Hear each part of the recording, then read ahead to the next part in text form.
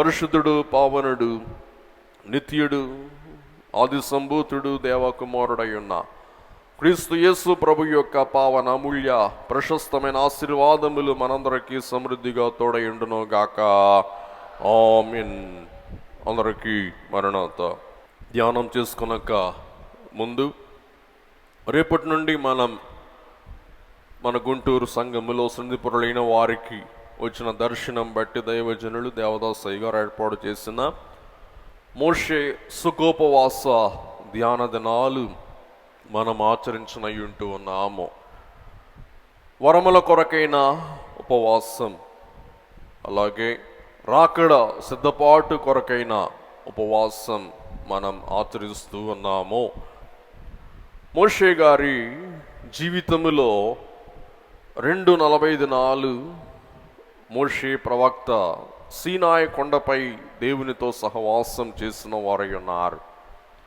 ఈ అంశం వచ్చేవారు మనం ధ్యానం చేసుకుందాం. 2 సార్లు ఎందుకు మోషే గారు సీనాయి కొండ మీదకి వెళ్ళాడు?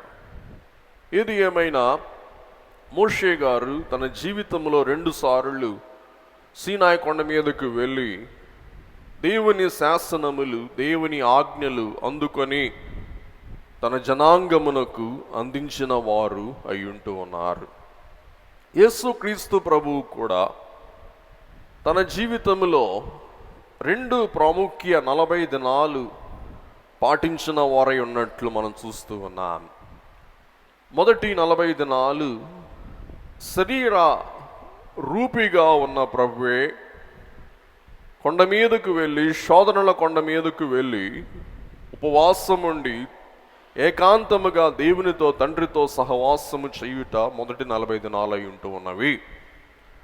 రెండవ 40 దినాలు యేసుక్రీస్తు ప్రభువే మరణమును జయించి పునరుద్ధరణుడై లేచిన తర్వాత ఆయన కృపాశాస్త్రమును మనకు అనుగ్రహించిన తరువాత 40 దినాలు శిష్యులతో మసలుచు పరలోక సంబంధమైన వార్తలు అందిస్తూ అనేక ప్రమాణములు వారికి చూపిస్తూ తాను మృతుడు కాడు, తాను సజీవుడని నిరూపించిన రెండవ 40 దినాలే పునరుద్ధాన 40 దినాలు అయి ఉంటూ ఉన్నాయి. కాబట్టి మోషే ప్రవక్త యొక్క రూపు లేక మోషే ప్రభు యొక్క ముంగుర్తై ఉండగా మోషే యొక్క నెరవేర్పు ప్రభువులో, క్రీస్తు యేసు ప్రభువులో మనం చూడగలుగుతూ ఉన్నామండి. కాబట్టి మోషే 240 దినాలు ఉపవాసం, యేసుక్రీస్తు ప్రభు 240 దినాల శోధన, రెండవది ప్రత్యక్షత. అలాగే మనం కూడా 240 దినాలు, మొదటి 40 దినాలు సిలువ వ్రత ప్రార్థనలు, రెండవ 40 దినాలు వరముల కొరకు, రాకడ సిద్ధపాటు కొరకు, దేవుని యొక్క ధన్యతలు, ప్రార్థన నెరవేర్పులు పొందుకొనుటకు చేయు ప్రార్థన ఉపవాసములు అయి ఉంటూ ఉన్నాయి. 40 అనే సంఖ్య బైబిలులో ప్రాముఖ్యమైన సంఖ్య. 1 ఏకత్వం, 3 త్రిత్వం, 5 కృప, 7 సంపూర్ణం, అలాగే 12 ప్రభుత్వం. ఇలాగున బైబిల్ గ్రంథములో ప్రతి సంఖ్యకు ఒక విశిష్టత, ఒక ప్రాధాన్యత, ఒక ప్రాముఖ్యత తప్పక ఉన్నది. ఈ క్రమములో 40కి ఏంటి ప్రాముఖ్యత? 40 అనే సంఖ్యకు ఉన్న విశిష్టత ఏంటి అనే అంశం ఈవేళ మనం ధ్యానం చేసుకోబోతూ ఉన్నాం. ఈ 40 అనే సంఖ్యనే మనం తెలుగు భాషలో మండలం అంటాం. మండలం అనగా 40. మరి మనకి కూడా మండలాలు ఉంటాయి. మండలం అంటే కొన్ని గ్రామముల సముదాయం, అలాగే కొన్ని ఏమంటారు గృహాలు, కొంతమంది మనుష్యులు సమకూడినప్పుడు వారందరినీ పోగు చేసి ఏమంటారు? ఒక మండలం అంటారండి. పెదకాకాని మండలం, అలాగే ఇంకొక మండలం మంగళగిరి మండలం, కాజా మండలం, ఇలాగున మండలం. కాబట్టి మండలం అంటే ఇన్ని ఇల్లు ఉండాలి, ఎంతమంది ప్రజలు ఉండాలి, ఎంతమంది గ్రామవాసులు ఉండాలి అని. ఈ మండలం అనేది భౌతికంగా గృహముల, అలాగే ఏమంటారు, జనాభా సంఖ్య గల వారి యొక్క భౌతిక లెక్క అని చూస్తూ ఉన్నా. అలాగే లెక్కల్లో 40 అనేది మండలం అని గ్రహిస్తూ ఉన్నాం. ఏదైనా మండలం బట్టి మనం నిర్ణయింపగలుగుతూ ఉంటాం. మండలం బట్టి ఒకటి మనం ఖాయం చేసుకోగలుగుతూ ఉంటాం అన్నమాట అండి. ఉదాహరణకి, నేను చదువుకున్నవాణ్ణి అని ఎవరైనా అనిపించుకోవాలంటే, ఎవరైనా ఒకరు చదువుకున్నవారు అయి ఉండాలి అంటే వారు ఎంతవరకు చదువుకొని ఉండాలి? చెప్పండి. చదువులో కొన్ని కొలనూలులు ఉన్నాయి. విద్యార్హత, ఉదాహరణకి స్కూల్ వరకు చదువుకున్న వారిని స్కూల్ విద్య పరిపూర్తి చేస్తున్న వారు, అలాగే కాలేజ్ చదువుకున్న వారిని కాలేజ్ విద్య పరిపూర్తి చేస్తున్న వారు, యూనివర్సిటీ చదివితే వారు పీజీ చేస్తే యూనివర్సిటీ చదివిన వారు అని పరిగణలో తీసుకుంటాం. కాబట్టి విద్యకు కూడా ఏమున్నాయి? కొన్ని కొల నూలులు ఉన్నాయి. ఆ కొల నూలు, ఆ కొల గీటు వారి దాటినప్పుడు వారు ఆ విద్య పరిపూర్తి చేసిన వారు అయి ఉంటారు. 10 ఫెయిల్ అయ్యారనుకోండి, వారు స్కూల్ విద్య ముగించినట్టు కాదు. డిగ్రీ ఫెయిల్ అయ్యారనుకోండి, వారు డిగ్రీ విద్య పూర్తి చేసినట్ట కాదు. అలాగున బైబిల్లో 40 అనేది ఒక కొలనూలు, ఒక కొలత. ఈ కొలత దేనిని సూచిస్తూ ఉంది అనే అంశం మనం ఈవేళ ధ్యానం చేసుకుందాం. ఈ 40 ఏ విషయాలు సూచిస్తూ ఉన్నది మనం ధ్యానం చేసుకుందాం. మొదటిది టెస్టింగ్ అండ్ ట్రయల్. ఎవరైనా ఒక 40 దినాలు పరీక్షింపబడిన తర్వాత వారు ఎవరు అనేది మనకు నిర్ధారణ అవుతుంది.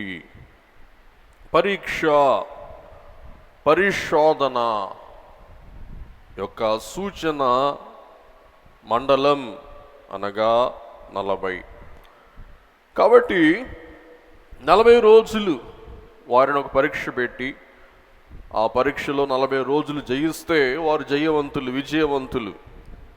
కాబట్టి 40 పరీక్షించడానికి, పరిశోధించడానికి ఏర్పాటు చేయబడిన ఒక సంఖ్య అయి ఉంటూ ఉన్నది. 40 అనేది పవిత్రపరచుకొనుటకు ఏర్పాటు అయ్యున్న సంఖ్య. ప్యూరిఫికేషన్ అనగా శుద్ధీకరణకు ఏర్పాటు చేయబడిన సంఖ్య 40 అని మనం గ్రహిస్తూ ఉన్నాం. మూడవది పరపతి, ప్రిపరేషన్, లేక ఏదైనా ఒకటి ఖాయం చేసుకోవాలి అంటే, ఏదైనా ఒక అంశాన్ని పరపతి గల అంశముగా, అంటే నమ్మవచ్చు అని అనుకునేలాగున మనం గుర్తించాలి అంటే 40 రోజులు గమనించవలసి ఉన్నదన్నమాట అండి. ఉదాహరణకి, బ్యాంక్ మీకు లోన్ ఇవ్వాలనుకోండి, మీకు ఏముండాలా? లోను తీసుకోవటానికి పరపతి ఉండాలా. పరపతి అంటే తగిన అర్హత, తగిన యోగ్యత మీరు కలిగి ఉండాలి. కాబట్టి 1,00,000 రూపాయలు మీకు బ్యాంక్ లోన్ ఇవ్వాలి. రూపాయలు లోన్ మీరు తీసుకోవాలంటే మీకు ఎంత పరపతి ఉండాలి? కనీసం 3,00,000 రూపాయల ఆస్తి ఉంటే ఆ 3,00,000 రూపాయల ఆస్తి తనఖా పెట్టుకొని మీకు ఎంత రుసుము ఇస్తారు? 1,00,000 రూపాయలు. కాబట్టి 40 అనేది పరపతికి సంబంధించిన ఒక సంఖ్య, నమ్మకత్వానికి, అలాగే ఏదన్నా ఒకరిని రూఢీపరుచుకోవటానికి, నమ్మటానికి ఏర్పాటై ఉన్న సంఖ్య ఎంత చెప్పండి? 40. అలాగే 40 అనే సంఖ్య ప్రొబేషన్ అంటే పరిశీలన. 40 రోజులు ఎవరినైనా పరిశీలించిన తర్వాత వారిపై మనం పరపతి పెట్టుకోవచ్చు, వారిని మనం నమ్మవచ్చు. ఉదాహరణకి మంచి సంబంధం వచ్చిందని చెప్పేసి కట్నం ఎక్కువ ఇచ్చారని చెప్పేసి అబ్బాయిని అమ్మాయికో లేకపోతే అమ్మాయిని అబ్బాయికో ఇచ్చి పెళ్లి చేసేస్తారా? చెప్పండి, చేయరు. కొంతకాలం చూస్తారు. ఎంతకాలం? ఒక 40 రోజులు అనుకోండి. ఒక 40 రోజులు ఈ అబ్బాయి ఏం తింటున్నాడు, ఏం తాగుతున్నాడు, ఎక్కడికి వెళ్తున్నాడు, ఏం ఉద్యోగం చేస్తున్నాడు, ఏ స్నేహితులతో మసులుతూ ఉన్నాడు అనేది ఒక 40 రోజులు పరిశీలన, పరీక్ష చేస్తే ఏమర్థమవుద్ది? వాడు మంచివాడు, వాడు మంచివాడు కాదో అనే అంశానికి మనం రావచ్చు. అలాగే మనిషి కూడా మనం కాదండోయ్, మన పితరులు గట్టి అన్నం తిన్న వాళ్ళు, మనం తినేదంతా ఒట్టి అన్నం. మనం తినే అన్నం గంటకి అరిగిపోద్ది, గంటన్నరకి ఆకలేస్తుంది. అది కాదు. మన పితరులైన వారు గట్టిగా పనిచేసేవారు, గట్టిగా భుజించేవారు. అట్టివారు 40 రోజులు ఆహారం లేకుండా జీవించగలరు అంటండి. మనిషి ఆహారం లేకుండా ఎంతకాలం జీవించగలడు? 40 రోజులు. కాబట్టి ఎట్టకేలకు 40 అనేది పరీక్షకు, పరిశోధనకు, పవిత్రపరచుకొనుటకు, పరపతికి, పరిశీలనకు ఏర్పాటయ్యున్న ఒక సంఖ్య అని మనం గ్రహిస్తూ ఉన్నాం. ఇంకోసారి చెప్తున్నాను, 40 పరీక్షకు సంబంధించిన లెక్క, పరిశోధనకు, అలాగే ఒకరు పవిత్రపరచుకున్నటకు, అలాగే ఒకరిపై పరపతి, నమ్మకం, ఒకరిపై ఒక విశ్వాసం మనం కలిగి ఉండాలంటే 40 అనేది పరపతికి, పరిశీలనకు సంబంధించిన అంశం అయి ఉంటూ ఉన్నది. కాబట్టి ఈ యొక్క 40 అనే సంఖ్య ద్వారా దేవుడు తన జనాంగాన్ని పరీక్షించాడు, పరిశీలించాడు. అలాగే వారి అగుచాట్లు చూశాడు, వారు ఎవరో కనుగొన్నారు. అందుకే దేవుడు ఇశ్రాయేలీయుల వారికి శిక్షణ ఇచ్చుటకు, వారిలో ఉన్న ఐగుప్తు నైజం, ఐగుప్తు మనస్సు తీసివేయుటకు వారిని ఎంతకాలం అరణ్యములో తిప్పారండి? 40 సంవత్సరాలు. వాస్తవానికి వారు తిన్నగా ఉంటే, వారు బుద్ధిగా ఉంటే, దేవుని మాటకు వారు లోబడి ఉంటే వారు ఎంతకాలంలో వెళ్ళిపోయేవారు? 40 రోజులు వెళ్ళిపోయేవారు కానానికి. కానీ వారి సనుగు, వారి గొనుగు, వారి యొక్క పెడభావాలు, వారి దూషణలు, ఇవన్నీ వారి అరణ్యములు ఎంతసేపు తిరిగేలాగా చేసినాయి? 40 సంవత్సరాలు. కాబట్టి దేవుడు కనుక వారిని తర్బీదివ్వక, అరణ్యములో శిక్షణ చేయకుండా వారికి ఒక దేశం కనుక ఇస్తే వారు ఏమైపోయేవారు? భ్రష్టులైపోయేవారు. అందుచేత దేవుడు అరణ్యములో వారిని ఏం చేశారండి? శిక్షణకు, వారు ఎలాగూ జీవించాలి, వారు ఎలాగ ఒకరినొకరు ప్రేమించుకోవాలి, పాలించుకోవాలి, ఒకరి ఎడల ఒకరు ఎట్టి దివ్య సంబంధం కలిగి ఉండాలి, తన ఆజ్ఞలు ఎలాగూ నెరవేర్చాలి, ధర్మశాస్త్రం ఎలాగూ పాటించాలి, ఇవన్నీ ఎక్కడ నేర్పించారు? అరణ్య విశ్వవిద్యాలయము. చెప్పండి, ఎక్కడ నేర్పించారు చెప్పండి? అరణ్య విశ్వవిద్యాలయము. గమనించండి, బిడ్డలైన వారి విషయములో మొదట వారిని ఎక్కడికి పంపిస్తాం చెప్పండి? పాఠశాల. మొదట వారిని ఎక్కడ పంపిస్తాం? పాఠశాల. పాఠశాలలో వారికి ఏం చెప్తారు? పాఠాలు చెప్తాడు. పాఠాలంటే లెక్కలు కొంచెం, శాస్త్రం కొంచెం, భాష కొంచెం, హిందీ భాష కొంచెం, తెలుగు భాష కొంచెం, గుణింతాలు కొంచెం. కాబట్టి పాఠశాలలో వారి విద్య పాఠాల వరకే పరిమితం. పాఠశాల అయిన తర్వాత వారికి ఏం కావాలా? కళలో నైపుణ్యత, కళలో నిపుణత కావాలి. కాబట్టి పాఠాల స్థితి అయిపోయిన తర్వాత వారు ఎక్కడికి ప్రవేశిస్తారు? కళాశాల. కళాశాలలో వారికి ఒక కళ అద్దబడుతుంది. ఉదాహరణకి వారు నర్సింగ్ కళ, లేకపోతే బీఈడి టీచర్ కళ, లేకపోతే కంప్యూటర్ ట్రైనింగ్ కళ. పాఠశాలలో కళ వస్తుందా? రాదు. పాఠశాలలో పాఠాలు నేర్చుకుంటారు. పాఠాలు నేర్చుకున్నాక పాఠాలతో వారి జీవితం రూపుదిద్దబడదు. పాఠాలతో వారి జీవితం పరిపూర్తి కాదు. వారు జీవితంలో రాణించాలంటే ప్రతి వారికి ఏం కావాలి? ఒక కళ కావాలి. కళే బొవ్వ పెట్టుద్ది, పాఠాలు బొవ్వ పెట్టవు. అందుచేత కళాశాలలో వారి కళ నేర్పిస్తారు. బిఏ బ్యాచులర్ ఆఫ్ ఆర్ట్స్, చరిత్రలో నిపుణత ఒక కళ. బిఎస్సి శాస్త్రములో వారికి ఒక కళ అయిపోద్ది. కళాశాల అయిపోద్ది. కళాశాల అయిపోయిన తర్వాత ఆ కళలో వారు విశ్వవిద్యాలయానికి వెళ్తారు. ఎక్కడికి వెళ్తారు చెప్పండి? విశ్వవిద్యాలయం. వారి విశ్వవిద్యాలయంలో విశ్వవిద్య అంటే వారి విద్యలో ఎంతవరకు వారు రాణింపగలరో, ఎంతవరకు వారు విశేషమైన విద్య సంపాదించుకొనగలరో అంతటి ఉన్నతమైన విద్య, అంతటి విశేషమైన విద్య, అంతటి పరిపూర్ణమైన విద్య ఎక్కడ నేర్చుకుంటారు? విశ్వవిద్యాలయములో. అంటే విశ్వవిద్యాలయం వారికి ఏం నేర్పించాలి?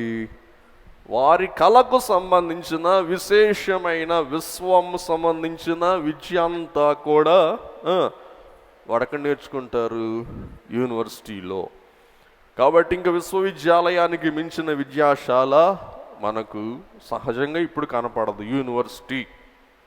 కాబట్టి మరి పిల్లలైన వారు విశ్వవిద్య సంపాదించుకొని వారు వాళ్ళ విశేష విద్య సంపాదించుకొని వారు విశేషమైన స్థితి సమాజంలో సంపాదించుకొని వారై ఉంటూ ఉన్నారు. ఉదాహరణకి పాఠశాల విద్యతో విద్య పరిపూర్తి అయిపోయింది అనుకోండి, నువ్వు పాఠాలు నేర్చుకున్నావు కాబట్టి నీకు ఉద్యోగం ఇవ్వలేరు అంటారు బయట. పాఠాలతో పరిపూర్తి చేసుకున్న వారికి ఏమొస్తుంది? ఏ అటెండర్ పోస్టు లేకపోతే ఏ కంపౌండర్ పోస్టు వస్తుంది. కళ నేర్చుకున్న వారికి ఒక ఉన్నత పోస్ట్ వస్తుంది. విశ్వవిద్య నేర్చుకున్న వారికి ఉన్నతమైన పోస్ట్ వస్తుంది. దేవుని వాక్యములో 40 రోజులు అనే అంశం ఎలాగూ దేవుడు శుద్ధీకరించడానికి, పరిశోధించడానికి, పరీక్ష చేయడానికి, తీర్పు తీర్చడానికి 40 అనే రోజులను వాడుకున్నారు మనం చూస్తాం. ఆదికాండం 7:12 దేవుడు భూమిని శుద్ధి చేయుటకు, భూమి మీద ఉన్న పాపమును మట్టు పెట్టుటకు, భూమి మీద పాపాన్ని నివృత్తి చేయుటకు దేవుడు 40 దివారాత్రులు ప్రచండమైన వర్షమును కురిపించి భూమిని ప్యూరిఫికేషన్ అనగా భూమిని శుద్ధి చేయుట ఆదికాండములో ప్రప్రథమముగా మనం చూస్తూ ఉన్నాం. 40 పగళ్ళును 40 రాత్రులను ప్రచండ వర్షము భూమి మీద కురిసెను. చూసారు, 40 దినాలు 40 పగళ్ళు 40 రాత్రులు, తద్వారా భూమి శుద్ధి అయిపోయింది. అలాగే వెంటనే ఇంకో 40 మనం చూస్తాం. ఆదికాండం 8:6. 40 దినములైన తరువాత నోవాహు తాను చేసిన ఓడ కిటికీ తీసి, ఓడలో 40 దినాలు వర్షము కురిసిన తర్వాత ఉండిపోయాడు. ఎందుకంటే భూమి నీళ్ళు ఇనిగిపోవటానికి. 40 రోజులు తుఫాను, 40 రోజులు భయంకర ప్రచండ వర్షం, తర్వాత 40 రోజులు ఓడలో బస.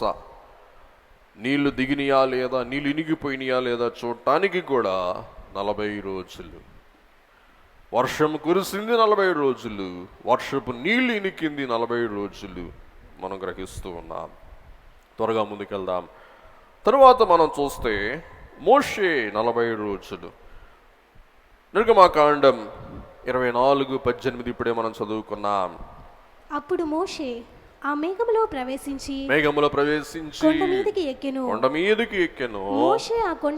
మోషే సీనాయి కొండ మీద 40 దినములుండెను.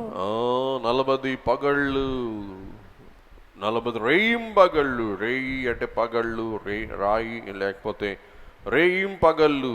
సాయంకాలం ఉదయం, రేయి సాయంకాలం, పగలు ఉదయం.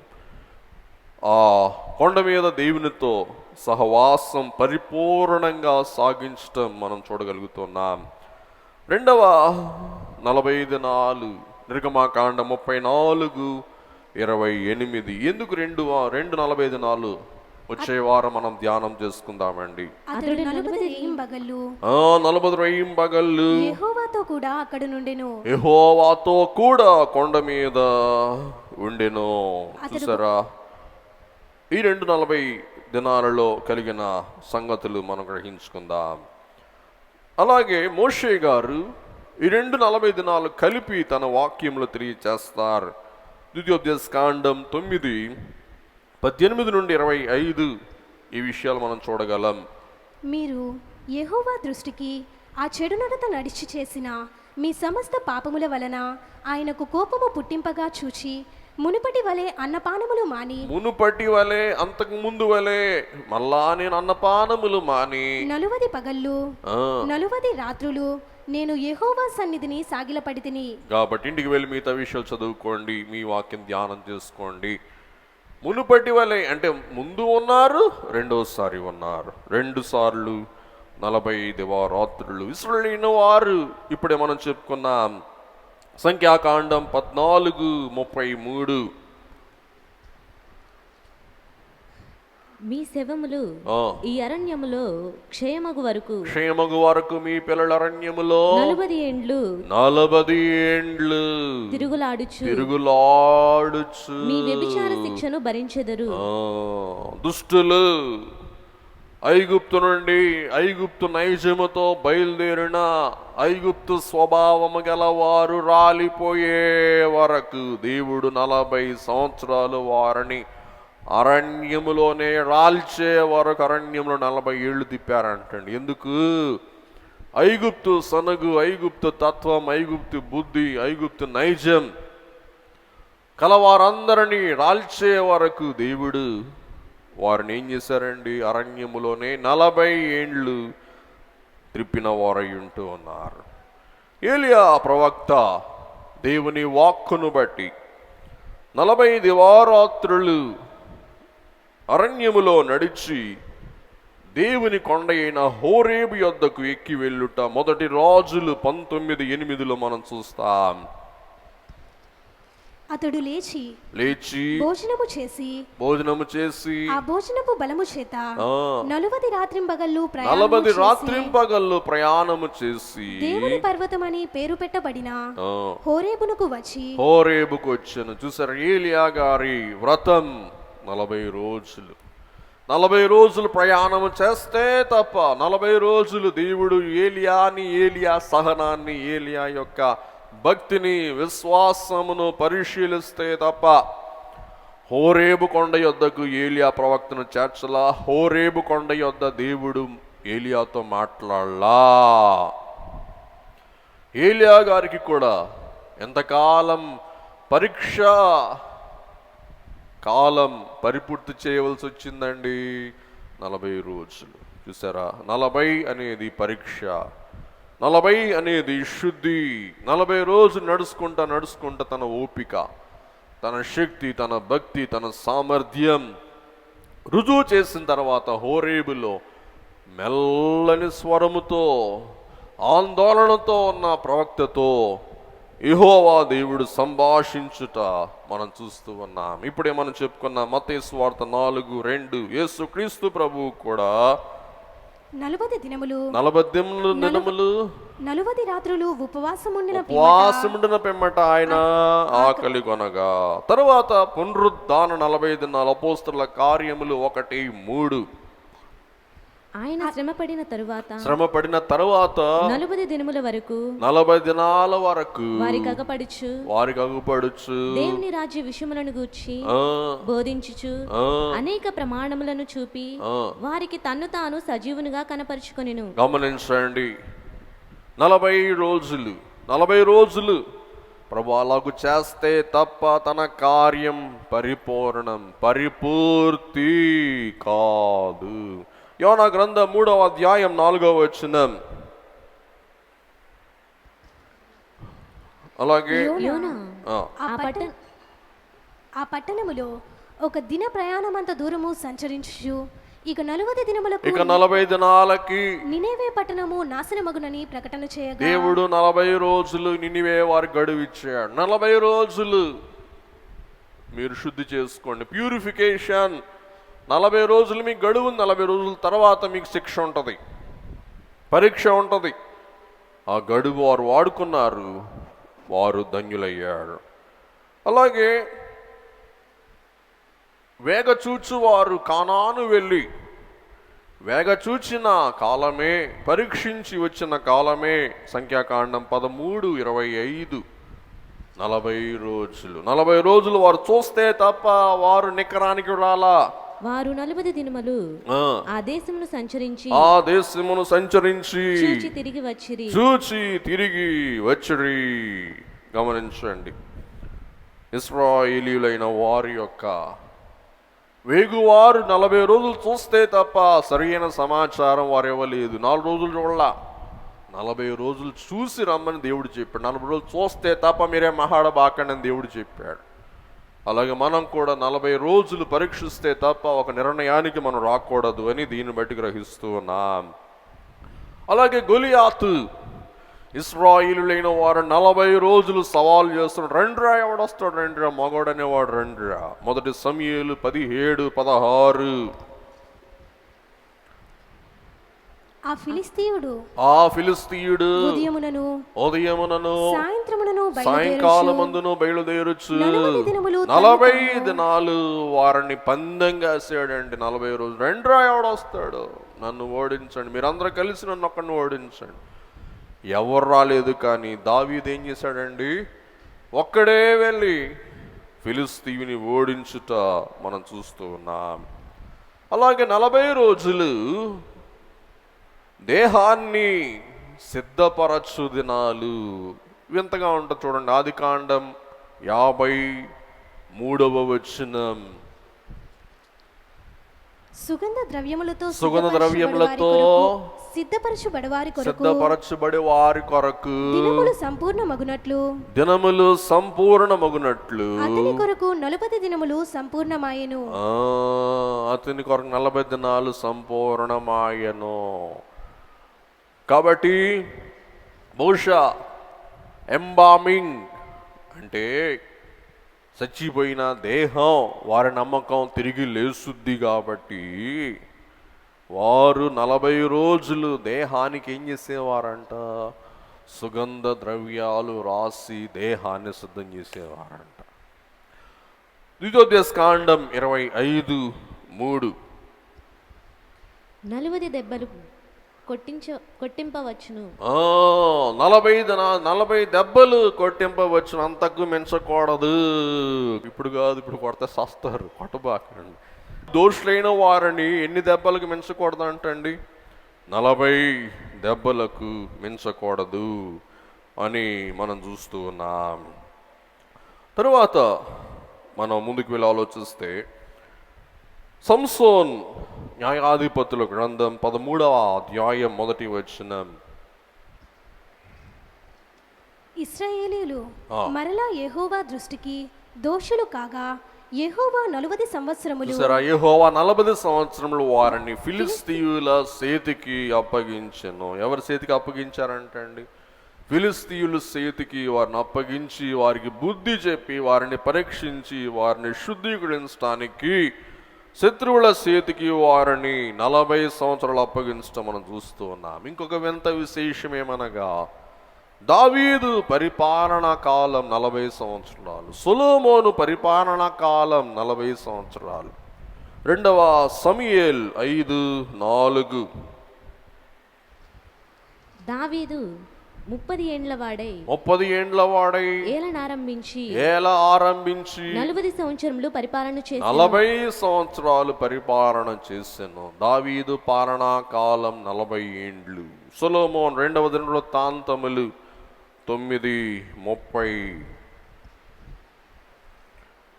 సొలొమోను యెరూషలేమునందు ఇశ్రాయేలీయులందరి మీద 40 సంవత్సరములు 40 సంవత్సరములు ఏలుబడి చేసెను. యెహెజ్కేలు గ్రంథం 4వ అధ్యాయం 6వ వచనం.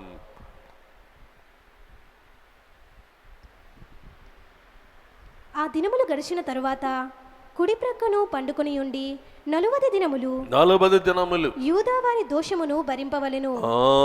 యూదా వారి శిక్ష భరించవలెను. యెహెజ్కేలు ప్రవక్తకు ఇవ్వబడిన ఆజ్ఞ. అలాగే 29:11 నుండి 13. యెహెజ్కేలు 29. దానిలో మనుష్యులు సంచరించరు, పశువులు తిరగవు. 40 సంవత్సరములు అది నిర్నివాసముగా ఉండును. నిర్మానుష్యముగానున్న దేశముల మధ్యను ఐగుప్తు దేశమును పాడగునట్టుగా చేసేదను. పాడైపోయిన పట్టణముల మధ్యను దాని పట్టణములు 40 సంవత్సరములు పాడయ్యుండును. చూసారా, కాబట్టి 40 సంవత్సరములు విడనాడబడును, పాడయ్యుండును, పాడు దెబ్బగా ఉండును, నిర్జనముగా ఉండును. దేవుని యొక్క శిక్ష, ఉగ్రత, దోషం, శాపం మనం చూడగలుగుతూ ఉన్నామండి. కాబట్టి 40 తీర్పుకు, 40 పరీక్షకు, 40 పరిశోధనకు, 40 పరపతికి సంబంధించిన వాక్యాలుగా మనం గ్రహింపగలుగుతున్నాం. ద్వితీయోపదేశకాండం 8:2 నుండి 5 వచనాలు. మరియు నీవు ఆయన ఆజ్ఞలను గైకొందువో లేదో నిన్ను శోధించి నీ హృదయంలోనున్నది తెలుసుకొనుటకు. గమనించండి, నిన్ను శోధించి అంటే నీలో ఉన్న విషయం గమనించి, నీలో ఏముందో పరిష్కారముగా తెలుసుకోవటానికి నిన్ను అనచు నిమిత్తమును అరణ్యములో ఈ 40 సంవత్సరములు 40 సంవత్సరాలు నీ దేవుడైన యెహోవా నిన్ను నడిపించిన మార్గమంతటిని జ్ఞాపకం చేసుకొనుము. ఆహారము వలననే గాక. గమనించండి, 40 రోజులు దేవుడు మన ముందు ఈవేళ రేపటి నుండి ఉంచుతూ ఉన్నారు. నువ్వు గెలుస్తావా, ఓడిపోతావా నీ చేతిలో ఉంది. 40 రోజులు ఇందాక చెప్తున్నా, మళ్ళీ చెప్పాను, 20 రోజులకి నువ్వు ఓడిపోతావా, 40 రోజులు దిట్టంగా సాగుతావా? దేవుడు చూసి నీ భక్తిని బట్టి, నా భక్తిని బట్టి, విశ్వాసం బట్టి దేవుడు తప్పకుండా ఏమిస్తారండి? ప్రతిఫలము దయచేవారై ఉన్నారు. అపోస్తలుల కార్యములు 7:30.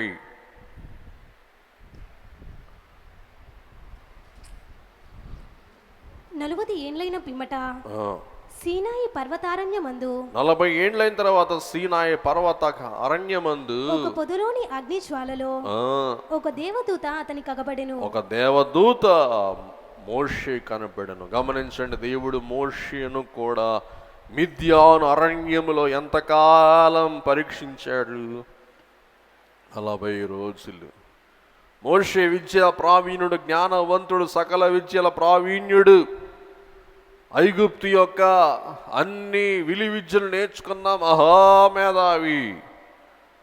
అటువంటిది 40 సంవత్సరాలు దేవుడు ఎక్కడికి పంపించారు? ఇత్రో మామ దగ్గరికి పంపించాడు. మామ ఇంట్లో మోషే పసరంత దిగిపోయింది. మోషే అంటాడు, నేను శాతకానోడిని, నేను మాట్లాడలేనోడిని. చూసారా? ఎల్రైకం చేసిన అల్లుడు ఏమంటున్నాడు? నేను మాట్లాడలేనోడిని, నా మాటలు శాతగావు, నేను ఎక్కడ వెళ్తాను. చూసారా?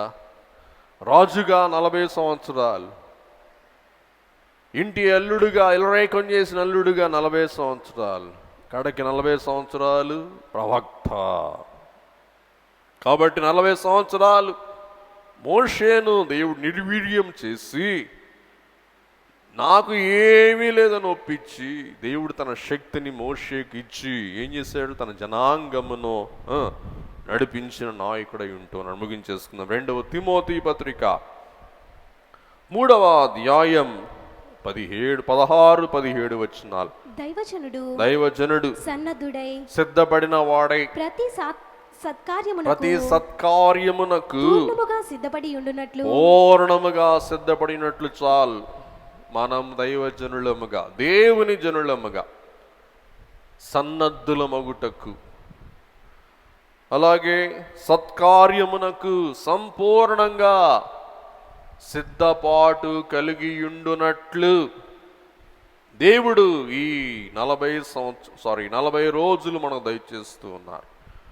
ఈ 40 రోజుల శిక్షణ మనలని దైవ జనులుగా, దేవ నరులుగా, దైవ నారీలుగా, దైవ సంతానముగా సన్నద్ధము చేసి ప్రతి సత్కార్యం మనము చేయుటకు మనల్ని పరిపూర్ణంగా సిద్ధపరచు అమోఘమైన దినాలే ఏం చెప్పండి?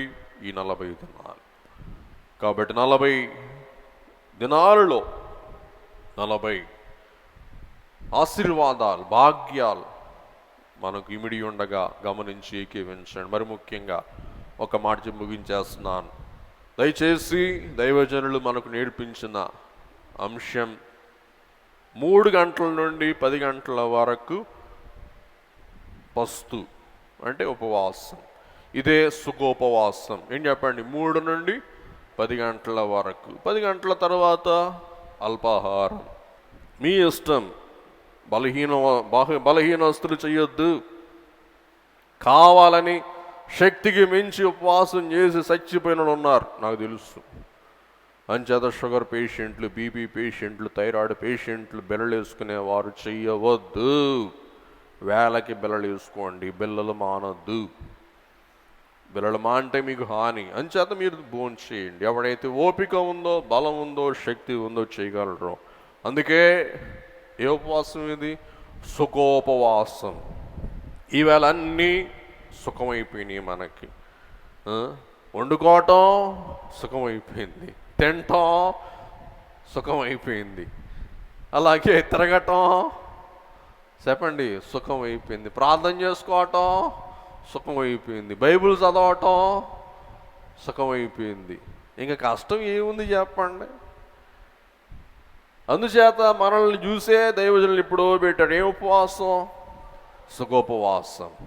కాబట్టి అట్టి వ్రతదిన ప్రార్థన ద్వారా దేవుడు మహత్కార్యములు మన జీవితములో తప్పక జరిగించి మన ప్రార్థనలకు సిద్ధి దయచేయును గాక. దయగల ప్రభువా, కృపగల తండ్రి, రేపటి దినము నుండి మరి యొక్క పర్యాయ మా జీవితంలో మీరు దయచేసిన దయా సంకల్పం, కృపా భాగ్యమును బట్టి వ్రత దినాలు పాటిస్తూ ఉండగా మా వ్రతం మధ్యలో ఉల్లంఘన కాకుండా కడ వరకు వ్రతం కాపాడుకొని కొనసాగించుకున్న భాగ్యము దయచేయమని నీ బిడ్డలైన వారు ఈలాగున నీ సముఖములో వర్షమైనప్పటికీ ఉత్సాహముతో వచ్చి ఏకీవించడం, మీ దీవెన అందుకునడం ద్వారా రాబో కాలం అంతట్లో కృపాక్షములు దయచేసి ఈ 40 పరీక్ష పరిశోధన పరిశీలన పరపతి పవిత్రత కలిగించు దినాలు వ్యర్థము చేసుకొనక మేము దానిని ప్రయోజనకరముగా రూపుదిద్దుకున్న భాగ్యమని యేసు స్వామి పరిశుద్ధ నామమున వినయముతో వేడుకొని ప్రార్థిస్తూ ఉన్నాం మా పరమ తండ్రి. ఆమేన్.